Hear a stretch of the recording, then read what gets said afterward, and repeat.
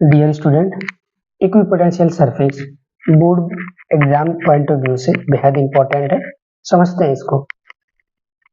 हम लोग जानते हैं यदि कोई पॉइंट चार्ज है तो उसके आर डिस्टेंस, अलग अलग आर डिस्टेंस दूरी पर पोटेंशियल होगा। जैसे यहाँ वाला आर, एक आर हो गया और एक इस चार्ज से दूसरा आर डिस्टेंस ले लिए वाला, तो ये आर डिस्टेंस को मिलाते हुए या फिर इस आर डिस्टेंस को रेडियस बनाते हुए, मानते हुए हम एक सर्कल खींचेंगे तो कुछ इस तरह से बनेगा। और ये पॉइंट चार्ज को मैं पॉइंट चार्ज ना मान के मैं एक तार मानता हूँ इसको। तो तार यदि लंबा होता है ऐसे ना, इस तार को यदि आप ऊपर से देखोगे तो आपको क्या दिखेगा, यही गोल दिखेगा, लेकिन तार एक्चुअल में लंबा है। तो ये जो सर्कल बनाया है ये भी आप ऊपर से देख रहे हो, तो एक्चुअल में ये सर्कल ऐसा है। अब आप इमेजिन करके देखो, ये जो आर है वो आर हमने यहाँ से यहाँ ड्रॉ किया है, तो ये तार की लंबाई इस तरह से है, तो केवल ये आर के यहीं पे हो सकता है, या फिर इसी तरह का आर और एगो यहाँ हो सकता है, यहाँ हो सकता है, यहाँ हो सकता है। और ये सभी लाइन का क्या है, मेरा एक आर है। आर तो इधर भी हो सकता है, इधर भी हो सकता है, इधर भी हो सकता है, या यूं कहे चारों साइड आर ऐसे हो सकता है। यदि मैं चारों साइड के इस आर डिस्टेंस वाले पॉइंट को मिलाऊंगा तो मुझे बहुत सारा सर्कल मिलेगा गोल गोल, और सारे सर्कल को मैं मिलाऊंगा तो मुझे एक ऐसा सरफेस मिलेगा, गोल वाला सरफेस, सिलेंड्रिकल सरफेस। इसी सरफेस को हम लोग बोलते हैं इक्विपोटेंशियल सरफेस। इक्विपोटेंशियल सरफेस क्यों बोलते हैं दोस्त? क्योंकि हम लोग का किसी चार्ज की वजह से, तार के अंदर यहाँ पे चार्ज है, चार्ज की वजह से हम लोग का आर डिस्टेंस पे पोटेंशियल कितना होता है, तो हम लोग जानते हैं के क्यू बाय आर होता है। लेकिन अब देखो तो सही, ये वाला पॉइंट भी आर है, ये वाला पॉइंट भी आर है, इवन तो इसके पीछे वाला पॉइंट भी यहाँ पे आर है, क्योंकि आपने आर डिस्टेंस मानते हुए ही आपने रेडियस बनाकर एक सर्कल खींचा, और बहुत सारा उसी तरह सर्कल है। मतलब ये पूरा का पूरा सरफेस का सभी पॉइंट का मैं पोटेंशियल निकालूंगा तो हर बार यही मिलेगा। ठीक है, हर बार यही मिलने का मतलब क्या हो गया, ये इक्वल होगा, इसीलिए इसको बोलते हैं इक्विपोटेंशियल सरफेस। समझ में? अब आपको एक चीज ध्यान में रखना है, क्या ये जो लाइन है ये एक्चुअल में है? एक्चुअल में आपको दिखता है? नहीं दिखता है ना, तो ये क्या हो गया, वर्चुअल हो गया। वर्चुअल को अपन लोग बोलते हैं, वर्चुअल को अपन लोग बोलेंगे हाइपोथेटिकल। क्या बोलेंगे? हाइपोथेटिकल, हमारी कल्पनाओं में। ठीक है, कि ऐसा यहाँ पे है। क्यों ऐसा मान रहे? क्योंकि हमें इसका इफेक्ट दिखता है, इसीलिए हम ऐसे मान के चलते कि यहाँ पे जरूर पोटेंशियल होगा। ठीक है, चलो जी, ये बात समझ में आ गया। तो पहला कंसेप्ट मैंने आपको समझा दिया कि ये क्या चीज है, ऐसा सरफेस होता है जहाँ पे पोटेंशियल क्या होता है, इक्वल होता है, उसको बोलते हैं इक्विपोटेंशियल सरफेस। ये हाइपोथेटिकल भी हो सकता है, एक्चुअल भी हो सकता है। चलिए आगे चलते हैं। These are the रियल और हाइपोथेटिकल सरफेस। रियल सरफेस कैसे हो जाएगा भाई? रियल सरफेस मान लेते हैं कि आपने कोई एक तार ले लो, मोटा वाला। ठीक है, तभी तो आप देखो ये तार यहाँ से यहाँ डिस्टेंस क्या है, फिक्स हो गया, तो ये रियल सरफेस हो गया।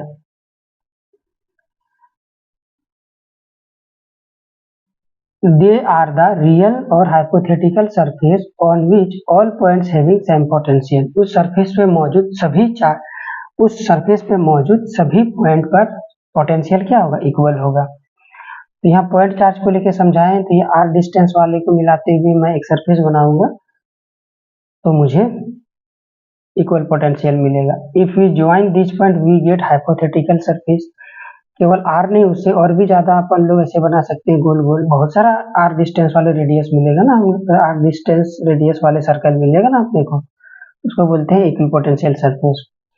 आपने एक चीज गौर किया, इलेक्ट्रिक फील्ड ये प्लस चार्ज है तो बाहर की ओर है, देख रहे हो आप, देख रहे हो। और इक्विपोटेंशियल कैसा है, ऐसे किसी सर्कल पे यदि लाइन सीधा निकलता है तो उसका एंगल पता करने के लिए कि उस सरफेस पे कितना एंगल पे है, क्या करते हो आप, टेंजेंट खींचते हो। तो टेंजेंट से देखो डायरेक्ट परपेंडिकुलर दिख रहा है ना, तो ये भी आपको समझते हुए चलना है कि सरफेस पे जो इलेक्ट्रिक फील्ड होता है इक्विपोटेंशियल सरफेस पे, वो 90 डिग्री पे होता है। हालांकि प्रॉपर्टी में इसको देखेंगे ही हम लोग। और कुछ बेहतर एग्जाम्पल अपन लोग देखते हैं, जैसे मान के चलो कि ये एक आपका सीट है।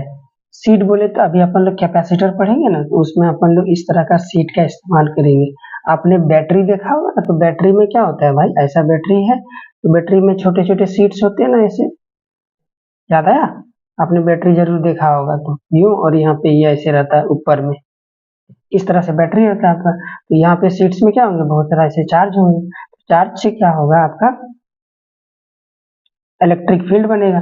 तो इलेक्ट्रिक फील्ड बनेगा तो इलेक्ट्रिक फील्ड प्लस चार्ज से कैसे होता है, हम लोग ऑलरेडी बोले हैं कि कंडक्टर के परपेंडिकुलर होता है इलेक्ट्रिक फील्ड, तो ऐसे निकलेगा।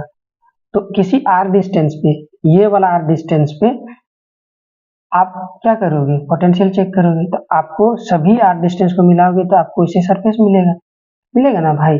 तो ये सरफेस क्या हो गया, इक्विपोटेंशियल सरफेस। ये भी सरफेस क्या हो गया, दूसरे आर डिस्टेंस के लिए, तीसरे आर डिस्टेंस के लिए।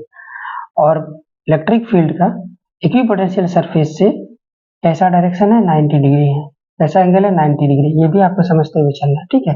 दूसरा एग्जांपल यही चीज है, सिलेंड्रिकल, ये तो समझा ही दिए थे ऑलरेडी। इलेक्ट्रिक फील्ड देखो इक्विपोटेंशियल सरफेस का परपेंडिकुलर है। और यदि स्फीयर का कंडक्टर हो तो उसको तो मैं कैसे दिखा सकता हूँ, ये विजुअली नहीं दिखा सकता ना।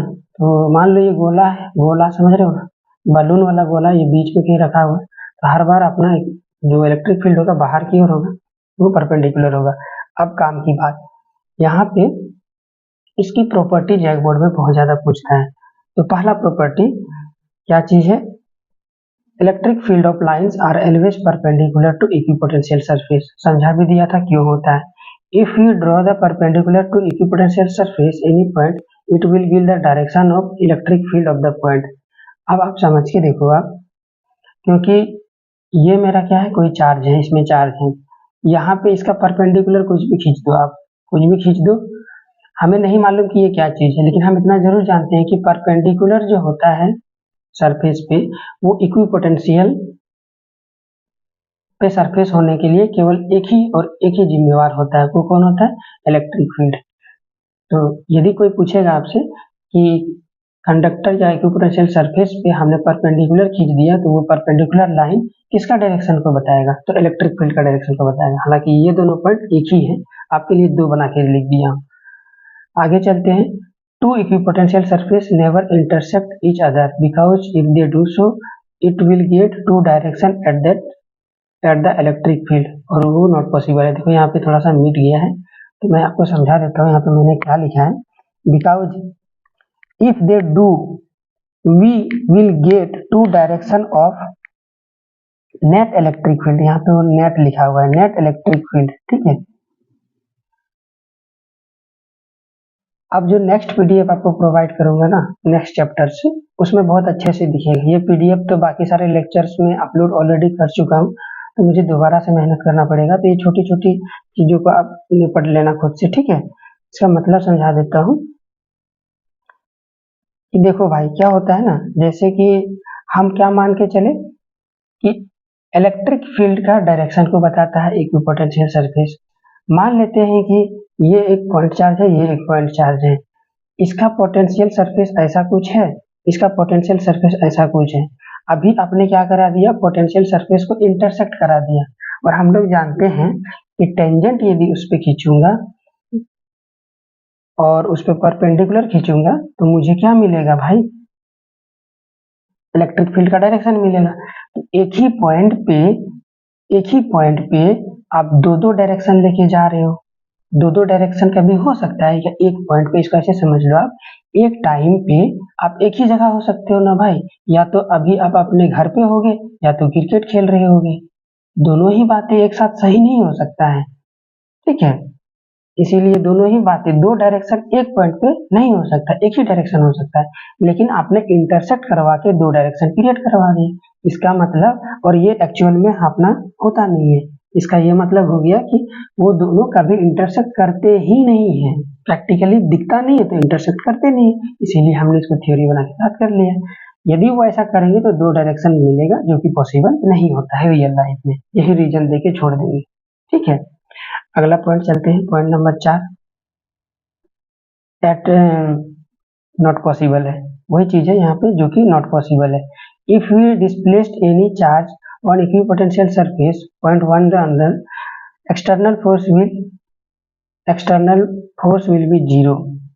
External force as well as electric force will be zero. ऐसा क्यों होता है मैं आपको बताता हूँ, पहले इसका मतलब समझा देता हूँ। ये बेहद अच्छा कंसेप्ट है, आपको पूछता है बोर्ड एग्जाम में, तो देखिए ध्यान से। थोड़ा सा मिस्टेक हो गया है, अभी इसको मैं सही कर लेता हूँ दोस्त, एक सेकंड रुकना। देखिए इक्विपोटेंशियल मान लेते हैं, ये हमारा इक्विपोटेंशियल है, ये वाला इधर कोई चार्ज रखा होगा उसकी वजह से ये इक्विपोटेंशियल सर। इसका मतलब समझते हो कि यहाँ पे हर एक पॉइंट पे पोटेंशियल सेम है। पोटेंशियल सेम होने का मतलब हो गया यहाँ पे एनर्जी सेम है, एनर्जी सेम हो गई। एनर्जी सेम हो गया तो सेम एनर्जी पे आपको वर्क करने के लिए ताकत लगाना पड़ेगा क्या? नहीं ताकत लगाना पड़ेगा ना भाई, हर जगह सेम एनर्जी है तो ज्यादा आपको ताकत लगाने की जरूरत ही नहीं, एक बार जो आप लगा दिए लग गया। अब समझो दूसरा, जैसे कि मान लेते आप एक स्पेस पे हो, स्पेस पे हर जगह एनर्जी क्या है? सेम है, या तो यूँ बोल के चलो वहाँ पे एनर्जी है ही नहीं। एक बार यदि आप इसको ठेल दोगे तो यहाँ से यहाँ ले जाने में आपको ज्यादा ताकत नहीं लगाना पड़ेगा, ऑटोमेटिकली चलता रहेगा, क्योंकि यहाँ पे कोई ऑब्स्ट्रक्शन है ही नहीं। ठीक है, सभी जगह एक ही प्रकार का एनर्जी है इसीलिए। दूसरा तरीका और समझ लो, मान लेते हैं कि ये एक रास्ता है, तो देखो हर रास्ता का हाइट अलग अलग है धरती से, तो भाई जैसे ही आप बॉल को उठाओगे तो और ताकत लगाना पड़ेगा। क्यों? क्योंकि यहाँ पे जो एनर्जी है, पोटेंशियल एनर्जी, वो हर बार अलग अलग है। इसका मतलब आपको यहाँ से यहाँ बॉल को ले जाने के लिए इस पे जो इसका यहाँ का जो पोटेंशियल एनर्जी जितना होगा धरती की वजह से, उतना ताकत तो लगाना ही पड़ेगा। और यहाँ भी देखो आप यहाँ बॉल को लेके जाओगे उठा के तो और भी ज्यादा ताकत लगाना पड़ेगा, क्योंकि यहाँ इस वाले पॉइंट पर पोटेंशियल एनर्जी और होगी। लेकिन इमेजिन करके देखो, आप क्या कर दिए, इस धरती को पूरा फ्लैट कर दिया, ऐसे लेटा दिया आपने, आप पोटेंशियल एनर्जी क्या हो गया? सेम हो गया। अब आप सोच के देखो, यहाँ पे बॉल को कहीं पे भी ले जाओ, ज्यादा ताकत लगाना पड़ेगा क्या? नहीं, आराम से लिया जा सकता है। ठीक है, ऐसे थोड़ा तो लगाना ही पड़ेगा, लेकिन लगभग ना के बराबर लगाना पड़ेगा। और इलेक्ट्रिक फील्ड में तो वहाँ ही होता है। बस ये कंसेप्ट आपको याद रखना है कि इक्विपोटेंशियल पे इसको ट्रांसफर करने पे नहीं। हाँ, इसका ना प्रूफ भी है। प्रूफ मतलब फॉर्मूला से आप लोग इसको प्रूफ भी कर सकते हैं कि वर्क डन 0 आता है।